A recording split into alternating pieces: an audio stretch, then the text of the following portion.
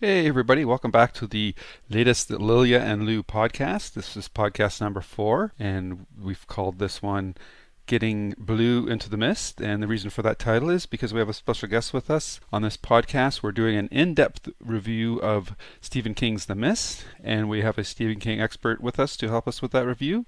And his name is Tyson Blue. So stick around. We've been away for a couple of weeks. We've been recharging our generators, and old Sparky's sitting here ready waiting for you to have a seat again for our next podcast. So sit back, relax, and let's make some sparks fly.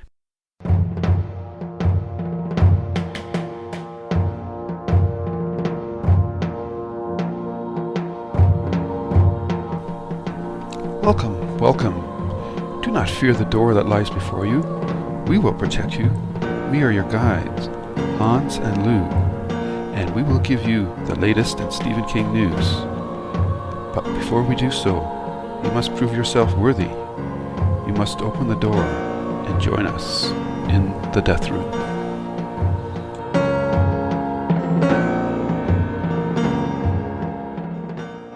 And it's time for the news for this podcast. And we have some interesting stuff for you today. First one is a photo from the shooting of the new Carrie, in which we get a picture of the first picture of Carrie. I'm not sure if this is actually a picture from the movie or if it's behind the scenes photo, but it shows us what the new Carrie would look like. I'm pretty sure it's a behind the scenes photo. It looks like she's walking between the sets. Yeah, she's got the appropriate dowdy dress and sweater on, and you can see the cross. And as we mentioned before, we don't want to see Carrie twittering, but seeing her walk around with looks like an iPhone is an interesting contrast. Yeah. I'm not sure what time period this movie is going to be taking place in this version, but I'm hoping that she's not going to be using an iPhone and twittering during the movie. Yeah. I think it's going to be taking time in present time. Oh, okay. But Carrie would never get a phone from her mother, so... No, I don't believe so either. All wrong. Yeah. She kind of looks, I don't know if you're familiar with the Canadian singer here, Avril Lavigne. Yeah. She kind of looks like her, so I don't know if that's a good thing or a bad thing. She does. When you mention it, actually, she does. Yeah, so that kind of took me out of the picture. And the other thing that struck me about the picture is she looks so young. And I guess we're just so used to the Sissy Spacek version of the picture. But if she's representative of what the cast is going to look like for this movie, this is really gearing towards a much younger audience, which is interesting. And I think that's a carryover from like the Harry Potter and the Hunger Games types of franchises. So yeah, it's going to be interesting to see how that plays out. Yeah. Or maybe I'm just getting old. I don't know. It's probably both. Yeah, but that's actually the most comments about this picture on Facebook has number 1, Carrie would never have a phone. Yeah. Number 2, Carrie would never have sunglasses. Which could be explained if this is a behind the scenes photo. Yes. So that should be no problem. But the third thing is that she looks too young and too skinny. That's actually 4 things, but okay. Yeah, too skinny? So, yeah, too skinny and too young for being Carrie. I think Carrie was. I think they need people to go back and watch the movie or Sissy Spacek version because she was pretty young and skinny. Yeah, but I think in the book, isn't she bullied a little bit about her chubbiness? Yes. Yeah. So I think that might be the. Oh, that's true. But it should be interesting to see. Mm-hmm. And then our next bit of news, an interesting follow-up to a recent interview that Lilja just put us on site with Tom Holland, who you remember from Thinner and Langoliers, and he's currently working on an adaptation of 10 O'Clock People, is that the lead, or at least he's in talks, it hasn't been confirmed yet, and I think this would be a fantastic choice myself, is Justin Long, who you probably know from the PC Mac commercials, and most recently he was in the last Die Hard movie. So I think that's a great choice. I'm so glad that it's not Steve Weber. Nothing against Steve Weber, but he's just been in too many Stephen King movies, and I think he's played out his hand as far as starring in Stephen King projects. So, are you familiar with Justin Long, Lilja? Yeah, sure. I've seen him Okay. in a couple of movies. Drag Me to Hell comes to Yep. mind as well. And I think it would be great in the movie if he accepts the role. Yeah. The only thing is, will he be able to convincingly look like he smokes? I don't know. Yeah. Can anyone today? I don't know. Lately, no. I've noticed it a couple of times. People trying to having to smoke, and you can tell that they don't smoke in real life. Yeah. Well, he have some time to learn. Yeah. Yeah. Next up, the Rock Bottom Reminders have done their last shows. They did 2 shows, I believe, on the 22nd and 23rd, I think it was. Now they are no more. And you've got YouTube clips up from a couple of highlights from the concert, and Yes.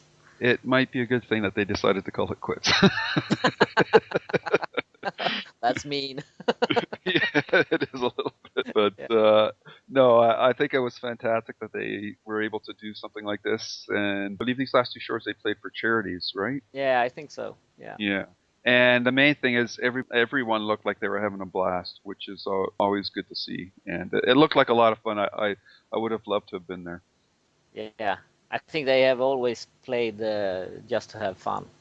Yeah, absolutely. And in Stephen King book news, this is just for those people who have been holding out for the paperback edition, but Stephen King's latest book, 11/22/63, is going to be streeting the week of July 1st through 5th. In North America, it's on the 2nd, and I believe in Europe, the 5th. Correct. So I really enjoyed this last book, and for you out there haven't read it yet, you're in for quite the treat. Yeah. And there's also a quite interesting ebook version of it.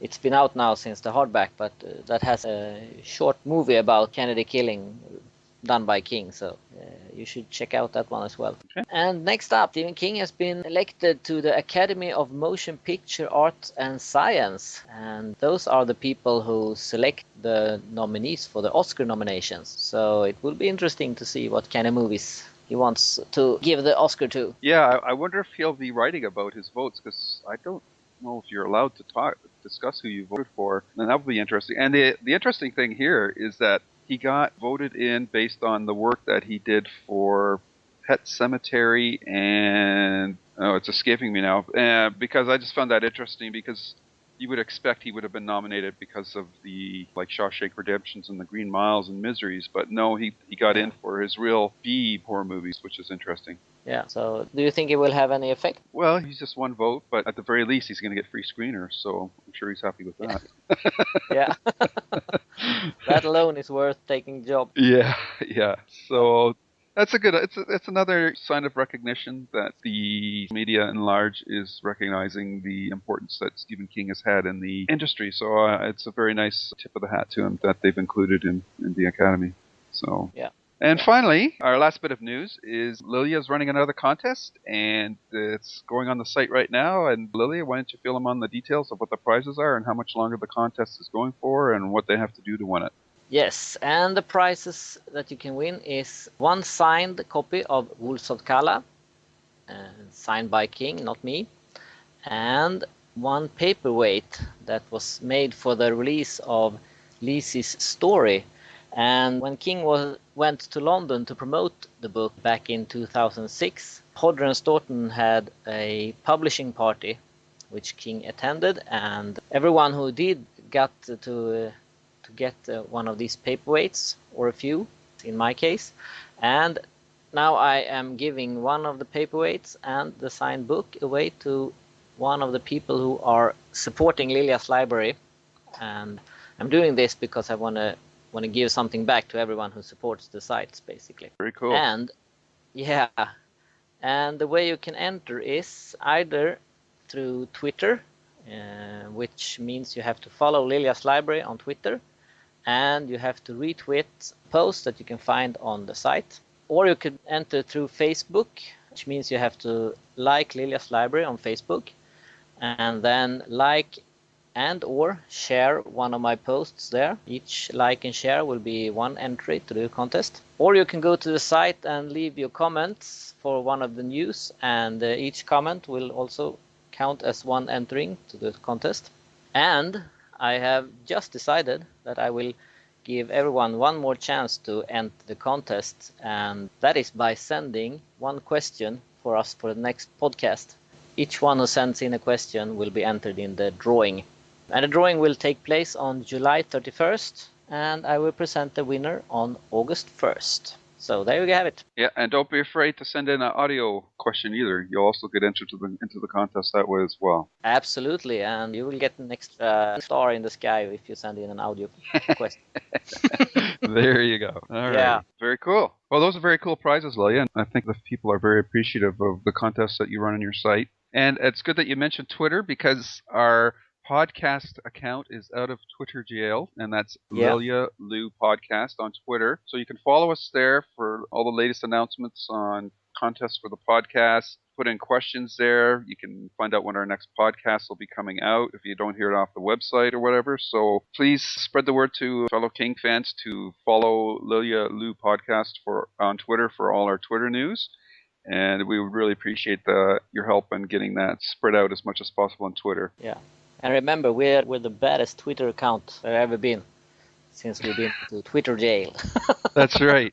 So we've been redeemed, and we're asking you to join us on the roof for some suds. So please help us get the Lilja Lou Twitter podcast account out there. Yeah. Alrighty. And that's our news piece. This is great. What's our job? We'd like drive around, pick up stiffs or what? It's time for reviews from the night shift. Hey everybody, we're here to talk about The Mist in its various forms, and with me, of course, is Hans. Hey Hans. Hello. And we have a special guest with us, a Stephen King expert and writer, Tyson Blue. How are you doing? Oh, fine, thanks. You guys? Great. Glad to have you with us. Another Stephen King resource is always a good thing to have. Glad to be here. Enjoyed your podcasts up to now. Oh, cool. You've been listening to them, have you? Yes. Excellent. It's good to know that an expert can enjoy our amateur productions. Anyhow, let's get into The Mist. Yeah. This was, I know Hans and I have talked about our favorite books and short stories, and I've been remiss in not mentioning that The Mist is my favorite novella.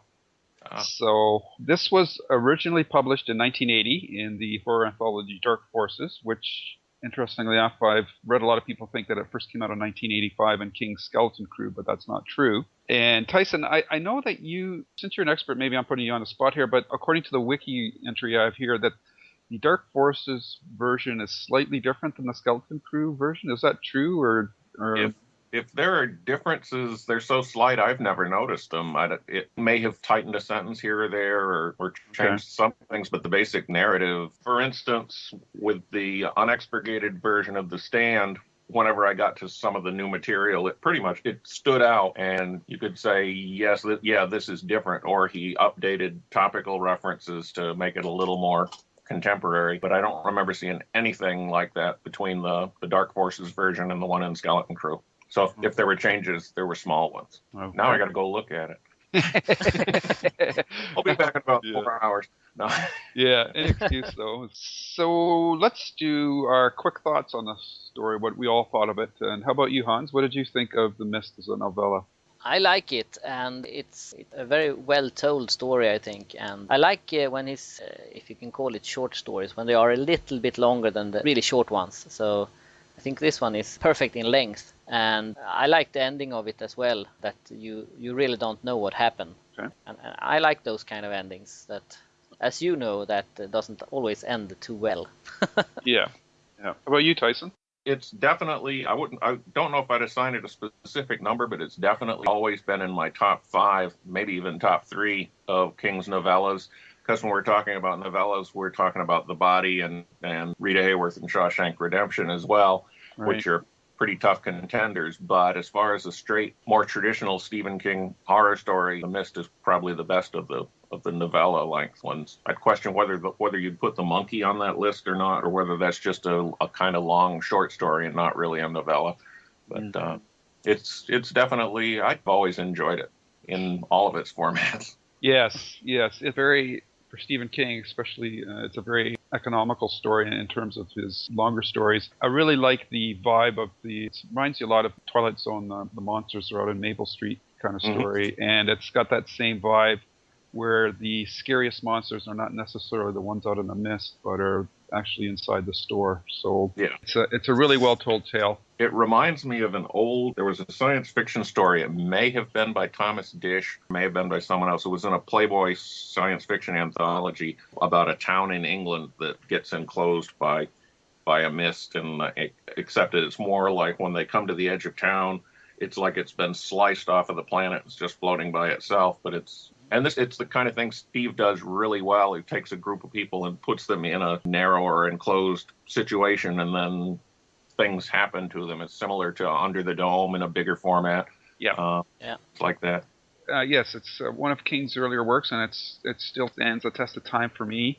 For those that are curious, if you want to get the original version of the story, the Dark Forces book is now out in ebook format, and you can get it through Cemetery Dance or Amazon and several other locations at a relatively cheap $4.99. And besides Stephen King, there's a great list of writers in that anthology: Ray Bradbury, both Richard and Christian Matheson, some other great writers in there that are escaping me right now. It's definitely worth checking out, and because it's out in ebook, it's a great bargain. Something that you should really look out. One of the interesting things that I found out when I was doing a bit of research is one of my favorite video games of all time is Half-Life, and apparently that video game series owes a debt to the Stephen King novel, and they listed the fact that one of the first games in the series was originally going to be called Quiver as a reference to the Arrowhead base from The Mist, so I thought that was kind of cool. Now, we're going to talk about the audio tape. There was a audio tape, and at the time was listed as a 3D stereo version. And Tyson, what's your take on that version of it? I like that version a lot. Just as a piece of totally worthless trivia, it was actually recorded in a small studio in Fort Anne, New York. It's a small town on the Vermont border, which is also the birthplace of the U.S. Navy, for what it's worth. And what's also interesting, the lead character, the narrator in the short story, the novella, was played by William Sadler, who also played a different character in Frank Darabont's film version.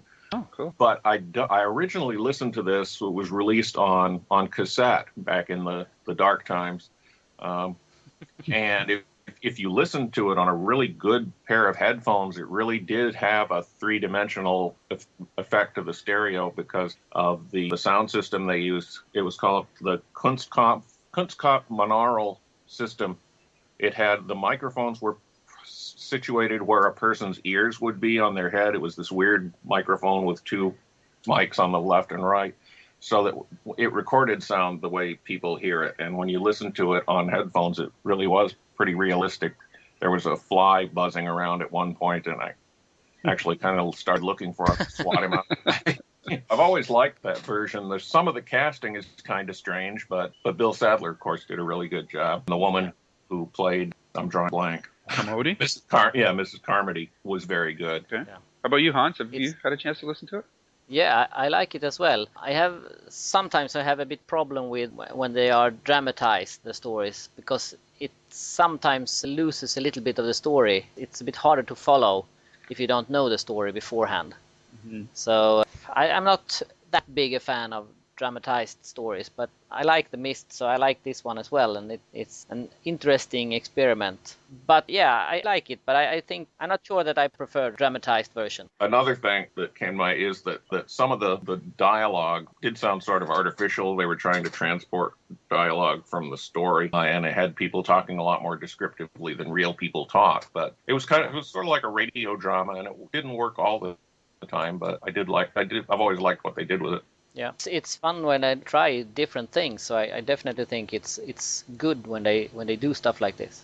As for myself, I find this more of a curiosity than something that I go to on a regular basis. I've never listened to it on headphones, and maybe I should do that because I've always had trouble hearing things clearly because sometimes the sound effects are drowning out the dialogue for me. So maybe I just had bad stereo systems when I listened to it. I don't know. I still have the tape. I'll have to dig it out of storage and listen to it again. Plus, it's an abridged version of the story, which is another reason I think Hans touched upon that you lose certain aspects of the story. Yeah. That's never a good thing. I'm never a fan of abridged material. Yeah, I agree what you said about abridged stuff. Yeah. You always want it complete. Yeah, I know King himself is not a fan of abridged material either, so, and most writers wouldn't be, so, which is understandable because it's their work and they want it all represented as much as possible. So then we come to the movie itself, and of course, Stephen King has a way. It's just amazing when you start mapping out how his stories have affected so many people, and especially you, Hans, and Tyson. You can attest to the relationships that are formed between and because of Stephen King. And Frank Darabont he's like the poster child for these kind of relationships. His first contact with King allowed him to make what turned out to be termed the first dollar baby, and that was The Woman in the Room. And from there, he had to choose between two other stories that he wanted to do, and one of them was Shawshank Redemption, and the other one was The Mist. And we all know how that went. So is there any insights into that you can add to the Darabont connections to the Mist, Tyson? Not so much. I know that Frank had always kind of staked out The Mist as a project he wanted to do.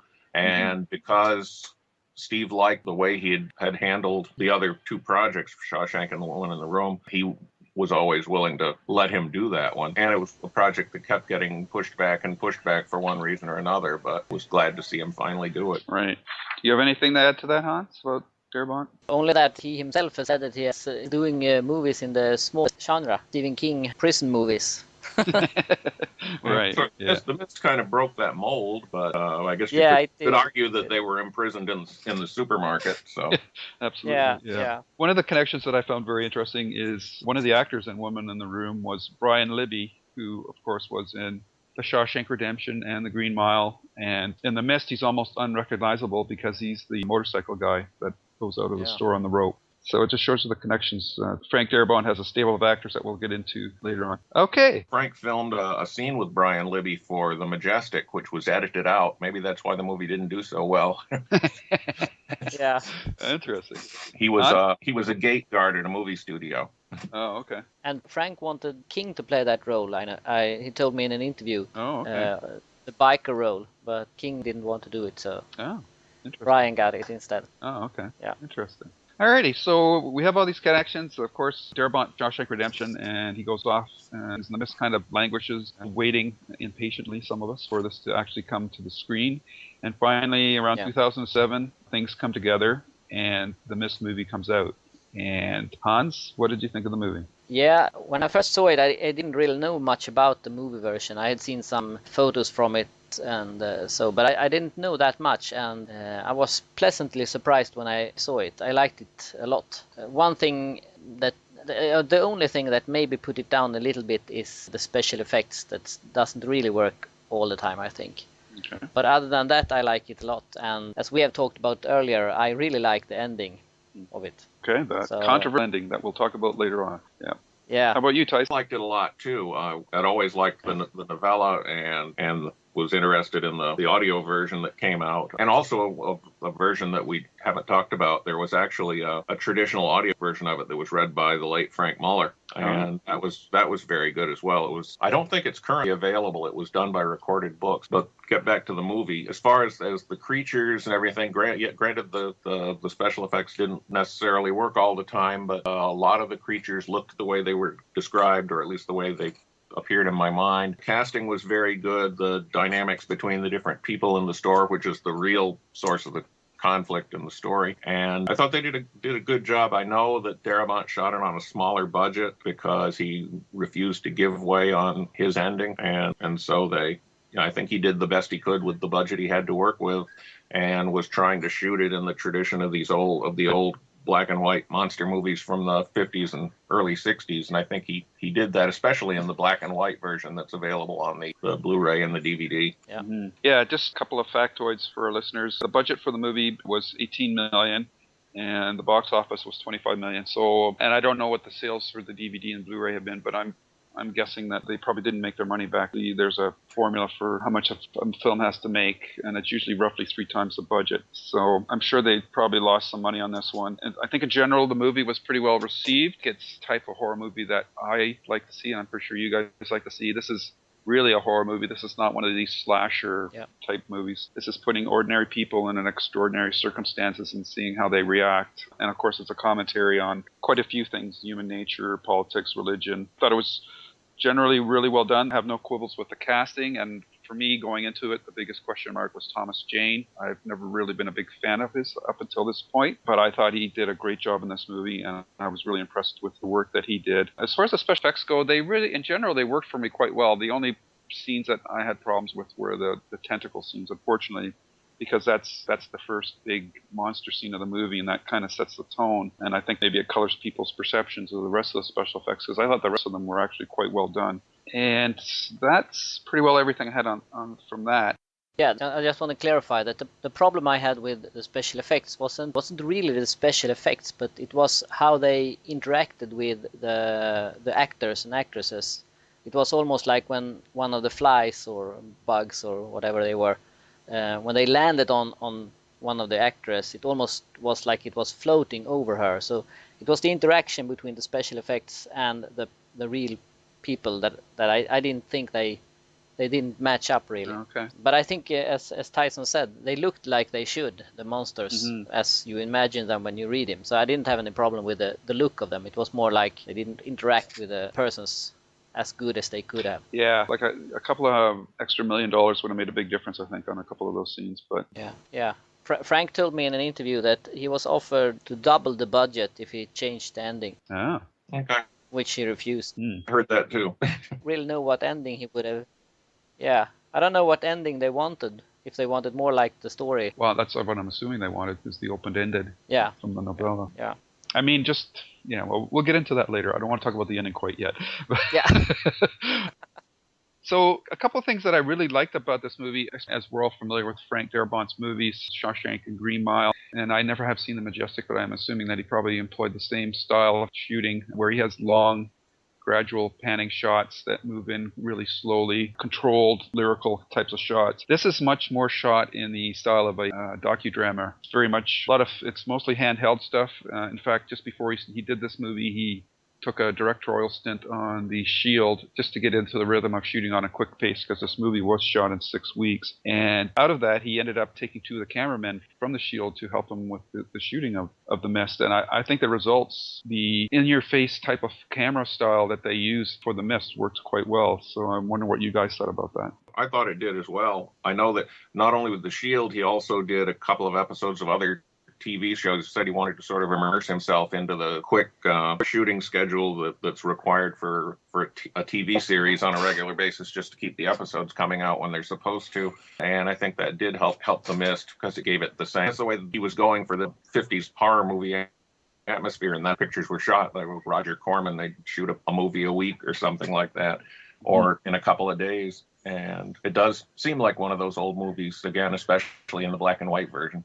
Mm-hmm. Yeah, I liked it as well, and I agree with what you have said. And speaking of the black and white, I think the movie works much better in black and white, both because you get that feeling of an old horror movie, and it also hides some of the problems that we talked about with the special effects. So I think it works better in black and white. I'm kind of mixed on that. There's parts of the movie that I think work better in color, and other parts that work better in black and white. And I'll get into that when we talk about our dream version of the movie, how I would have liked it to turn out. But I do agree the special effects shots generally work better in the black and white version. And it's a lot of it has to do with because the shadows are so much more pronounced. So it adds to the sense of tension and dread, which color movies unfortunately tend to lose that aspect of horror. I want to ask you too, if you know, I really don't know much about making movies, but what is the difference between black and white version like the one Frank put on the DVD here, and if you would take the color one and just turn off the color of your TV? Is there a difference, or are they the same? Do you know? You'll get incorrect colors. The term is called grayscale. But if you just turn off your TV, it's going to kind of wash out the image.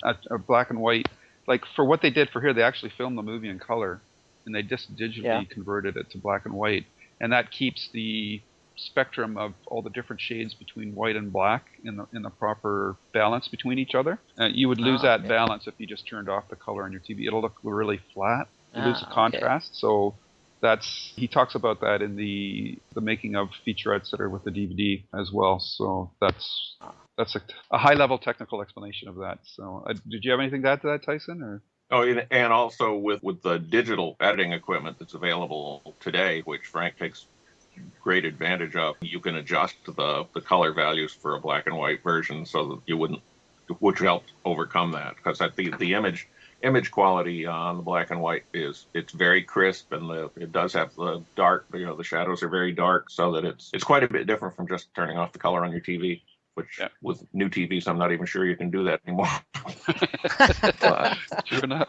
Yeah. Okay, so one of the interesting things is the casting of this film. I've already mentioned Thomas Jane. If you guys want to talk about him or any of the other cast members that you were really impressed with, why don't you take the lead on that, Tyson? I thought the casting on this was really well. There were a few members of Frank Darabont's Mercury Theater Company, to name it after, like Orson Welles also used to use the same actors over and over again. There are several of those in here. Brian Louie, we've already mentioned. Actually, Frank considers Brian a good luck charm and has used him in all of his movies. Maybe he should have brought him on Walking Dead and he'd still be showrunner. I don't know, but he was there. Jeff DeMunn, who was in Shawshank briefly as the district attorney. He had a sizable role in The Green Mile, and he was also like the mayor of the town in The Majestic, which is not based on a King film. And he also has a brief but memorable part as the person who comes running and saying something's in the mist. Was another one. Laurie Holder, who I think made her first appearance in a Darabont film in The Mist, but then went on to work with him in The Walking Dead, is also in here. And there's the other woman who appears in The Mist for the first time, is the woman who wants somebody to take her home. Her name escapes me at the moment, but she also carried over to The Walking Dead. Melissa McBride. I'm very impressed with her work. Yeah. She's a very good actress. We got to see a little bit more in The Walking Dead than we did in The Mist, but she was very memorable. I think you guys discussed her briefly in the last podcast. Yeah. So it seems to be an ongoing and expanding company of players. I kind of like that. It's almost like Desperation and the Regulators, where you take the same characters and you mix them up and change the situation a little bit, or they go from production to production. Yeah. It seems to work well. And sometimes if you're going to, it's a Frank Darabont film or a show, you almost look for some of these people after a while. Yeah. It's almost part of the fun of watching it. Absolutely. Yeah. How about you, Han? And you have Sam Witwer, who plays the soldier that gets sacrificed. Mm-hmm. He actually has a small part in The Walking Dead as the zombie in the tank. Mm-hmm. And they were actually planning to do a whole episode in the second season about the siege of Atlanta and how he ended up in that tank, but the whole thing got scrapped when Frank left the series, which is kind of too bad. And you see a lot of familiar Stephen King faces in this movie as well. Mm-hmm. Frances Sternhagen was in Golden Years and Misery. And she also read the audiobook for Dolores Claiborne, which might be my favorite King audiobook. Yeah. And Jeffrey DeMunn, as we have talked about, Shawshank, Storm of the Century, Green Mile. Yeah. And William Sadler in Shawshank Redemption, and as you mentioned, played David in the audio version of The Mist. And Thomas Jane was in Dreamcatcher, and so there were a lot of familiar King faces in it. Yeah, I also like Andre Braugher was a great catch, as was Toby Jones as Ollie. I thought he was just fantastic. Yeah. And Marcia Gay Harden did a fantastic job with a very difficult character, trying to make her not seem too cartoonish as Mrs. Carmody. I thought she did a fantastic job as well. So I thought so too. It's easy sometimes in those kind of parts to go over the top. But she managed not to do that, and I think it made her scarier in a lot of ways. Yes. Those connections that started with Stephen King have gone through Frank Darabont, and now they're all intertwined through various King projects, which is actually really cool. Yeah. So then we get into the DVD special features, and as in general, if you've watched any of Darabont's other movies, he does some of the best DVD commentaries for any movies that I've heard, and I've listened to quite a few. I love his commentary tracks for Shawshank and The Green Mile. And the same for The Mist. He gets into the nuts and bolts of all the decisions about the genesis of this movie.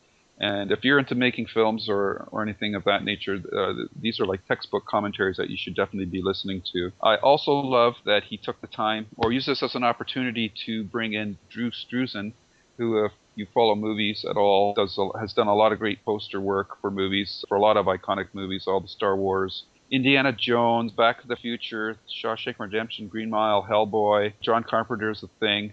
These are all fantastic movie posters, and of course, in the opening scene, that office was built based on photographs of Drew's home office, and the painting, of course, was from the Dark Tower. So that's an awesome featurette that he included. Did you guys have any comments on the Drew featurette? I followed his poster work for years, and a lot of his one sheets are in my collection. I know that he did one for for The Mist that wasn't used in the movie, but they did use it on the cover of the Blu-ray release. Is that the one where the father's holding the boy in the store? No, that was actually done from a photograph. It's a picture of Thomas Jane with his hands spread over his face, kind of looking Oh, okay. up. And then on the bottom of it is a drawing of the front of the supermarket. Right. And it wasn't that one done for like Comic-Con or something? It may have been, but I know the release version that they put out was, and they may have done it as a teaser, but the release version, I know, was the one that Lou was just talking about, the silhouette of the man holding the boy. But and I know he did one sheet work for the Green Mile and for Shawshank Redemption as well. Those were used on the Blu-ray and DVD releases as well, so it was good to see those in there. So there's a long connection between Drew Struzan and Frank as well. Yeah. And he's a very talented artist. Yes, he is. They are really great. Yeah, I have the 2-disc DVD version of the movie. And the outer sleeve is a picture of Frank and Laurie Holden, or not Frank, but Thomas Jane and Laurie Holden looking out. But the cover for the DVD, at least for my version, is the Drew Struzan, The Mist, Thomas Jane holding his hands over his face in the store below him. So that's kind of cool. Yeah. So I've been a big fan of Drew Struzan, and I think it was pretty classy of Frank to include him in a dedicated featurette on the DVD special features. So if you have the 2 DVD version, there's special features on both. The commentary is on the color version, which is kind of interesting because if Frank's preferred version is the black and white version, you think he would have put the commentary on that version. But there's 8 deleted scenes, and most of them are removed for pacing. It's actually more interesting to watch than listening to Frank's commentary, I find, than the actual content, because I agree with him in most cases. The pacing changes were a good idea. There's a couple of webisodes, one showing how they did the earthquake scene, one showing the stunt where the guy gets burnt, and another one where Francis Sturhagen gets to do the spider flamethrower aerosol can thing, so that was pretty cool. There's also 4 trailers on there, and I actually like the 4th one the best. I think it was the best done. And then on the second disc, there's featurettes about various aspects of the production of the movie. The whole sequence with where the insects and the birds break into the store gets its own featurette, and it's really interesting because Frank basically threw out the storyboards and made it up as they went along, and they shot that sequence in 6 days, which is pretty mind-blowing when you think about it. I think that sequence turned out quite well. And then the other featurettes deal with the creature designs and the CGI and how the 2 companies work together. Greg Cotero's company and Cafe FX, who did Pan's Labyrinth. And interestingly enough, one of the assistants the head Cafe FX used to be an assistant for Nick Cotero. I don't know if you have any stories about those people, Tyson, that you can share with us? Or? Actually, because Frank works with a lot of behind-the-scenes people over and over again, I did get the opportunity to spend a lot of time with Greg Nicotero and his folks because he was the primary person that was there hands-on the Green Mile set, and got to watch them work, which was very interesting. And again, the special features kind of go behind the scenes, and for me, it's almost like getting to see these old friends again. Right. But at the same time, you get to see how they do things, the decision making that goes into deciding what goes on the screen, and the special features they're always interesting, especially as movies. He tends to make them more interesting than would be, and I agree with you. They're like textbook examples of how to do these things. Talking for a moment about Frank throwing out the storyboards for one sequence and just kind of making it up as he went along. I actually got a chance to watch him do that on the Green Mile. They were shooting this scene where the narrator, as an old man, is going up with his friend to the shack near the end of the movie, where they eventually find Mr. Jingles inside the shack, the inside of which was in Hollywood and the outside of which was in North Carolina. And it came up that if they finished shooting that day, they could wrap their North Carolina shoot and get back to Hollywood a couple of days early. And so for the last 2 or 3 hours of the day, Frank was sitting on a tree stump in the woods in the middle of nowhere with a script on his lap and a pen in his hand, making cuts as they went along so that they could wrap their shoot early and finish up. So it seems to be the way he works sometimes. He's a merciless editor even of his own work. There were other scenes in the Green Mile where someone came up and said, "Should we frame this so that the flowers we planted in front of the house show?" And he said, "No, this isn't a movie about flowers." So it's... And that's the kind of thing that you don't get to see unless you're there most of the time. So the special features and Frank's special features go into the details and the nuts and bolts of that, and people get to see these things they would normally get to. Yeah. Did you get the chance to visit the Mist as well?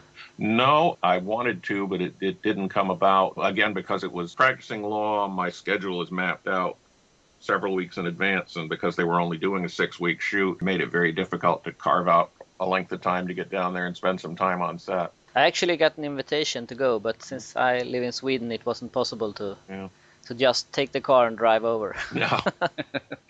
So that was all about the special features. Now we will turn to probably the most controversial part of the movie, as Darabont's ending versus the book ending. Hans, what do you think about the difference between the two endings? Well, obviously the movie ending is a lot darker than the story ending, because in the story ending there's still hope for the survivors to live a happy ending. But as there is nothing happy about the ending in the movie, so that's obviously a big difference. But I actually think that Frank's ending is better than the book ending. I like it when it's a bit dark, and the details he has put into it, that the woman Melissa McBride plays, that asks if anyone want to take her home to save her children, and nobody wants to, and in the end she's the one that survives. It's a horrific ending, and I get goosebumps just thinking about it. But I like it. It's probably the best ending in a movie I've seen almost. Okay. How about you, Tyson? First time I saw it, I was really kind of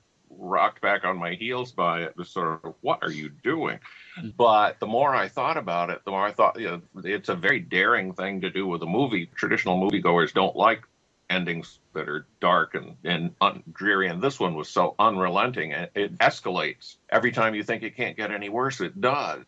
First he gets there, they run out of gas, they're surrounded by these monsters, so he makes this horrific decision to save everybody but himself from, well, not a fate necessarily worse than death, but an agonizing one. So he kills everybody in the vehicle with him, which is bad enough. And then he goes out and says, "Come and get me." And then the mist rolls back, and the army's there to save the day if he'd waited 30 seconds. And then when you've gotten used to that and say, well, gee, this is really bad, then the truck goes by and you see Melissa McBride and her kids go by, and geez, if we'd taken her home, we'd be in the truck. So Frank just sort of knows how to stick the knife in and twist it for effect ending. And I think it's very effective. And I know that Steve liked as well from things he's said about it. Mm-hmm. It is dark, that's for sure, and I'm sure the movie would have made a lot more money if it had ended differently, but you've got to give Frank credit for sticking to his guns and insisting on it. And it's not the first time. When he was offered a boatload of money to let somebody else direct Shawshank Redemption, and he held out to do it himself. So it's nice to see somebody that takes those risks. And once I had a chance to get used to it, I agreed with Lilja, or I think there with Hans. I think it is a very good ending. I totally agree with you. If he would have went with the novella ending, I think the movie would have done better. I'm ambivalent about it still. There's times I like it better. I think within what he structured in the movie, the hooks were definitely in there for the ending that he decided to go with. Melissa McBride's character showing up at the end really supports that ending. And this one is kind of like the reverse of what happened with Cujo, which we just reviewed on our previous podcast, where King went for the dark ending, but then reversed his mind and actually preferred the ending that the movie used. And I know, Hans, you actually still prefer the original ending. Yeah. How about you, Tyson? Which ending do you like in Cujo? Well, I actually was a little bit at the end when because I'd already read the novel and I was used to it ending that way. Again, it's not something you really would want to happen, but on the other hand, it kind of makes it a little better and a little more realistic, because sometimes the good guys don't win. Sometimes the kid dies, as Steve has said a couple of times in reference to Cujo and to Pet Sematary, which basically depended entirely for its effectiveness on the child dying. Yeah. And even when you read Pet Sematary, there's that long fantasy sequence that Louis Creed has where Gage lives and they go off and ride off into the sunset. He's the doctor for Disneyland or something, but then reality comes back. So, So I thought they at the time they kind of wimped out at Warner Brothers on the movie version, but King likes that version better. Yeah. So. Well, it's interesting, right? It's always said that the book kind of wrote itself, and that he didn't want it to happen. Yeah. It's so often the movie ends with a happy ending. Just feels like it it has a happy ending just because it have to have a happy ending. And as you say, they chicken out a bit and doesn't dare to make it more realistic and maybe what might happen if this happened in real life, and they go for the happy ending, and I prefer the darker ones. I do as well. Yeah, if it's darker, if it's meant to be darker, then I'm good with that. If it feels like Stephen King talked about this a lot in his book on writing. If it feels honest, as long as you're honest, then the ending writes itself. And the novella ends ambiguously, and that feels like an honest ending to me. And the version that Darabont did feels like an honest ending to me. I guess it's just a matter of which version you prefer, because one you're much more familiar with because the story's been out for such a long time. Yeah. So I'm still ambivalent about the ending. Maybe I'm just a half-glass kind of guy. I like the novella versions. Probably if I had to make a call, I'd still think I'd prefer the novella version.